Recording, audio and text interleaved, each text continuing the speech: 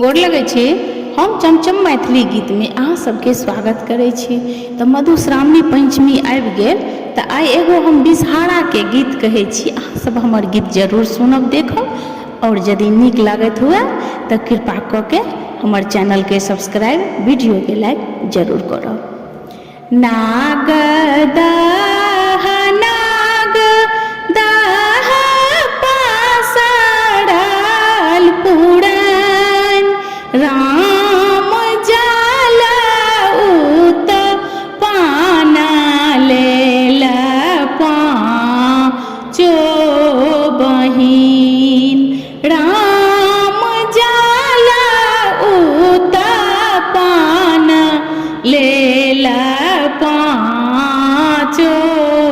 बहिन पाँचो बहिनिया बिसहरी पाँचो कुमारी राम छोटा की बहिनिया बिसहरी शिव के दुलार राम छोटा की बहिनिया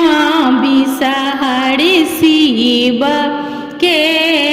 दुलारी जाई से कुदैते आबे बोन के हरिन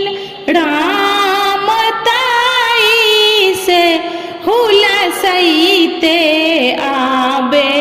पाँचो बहिन राम ताई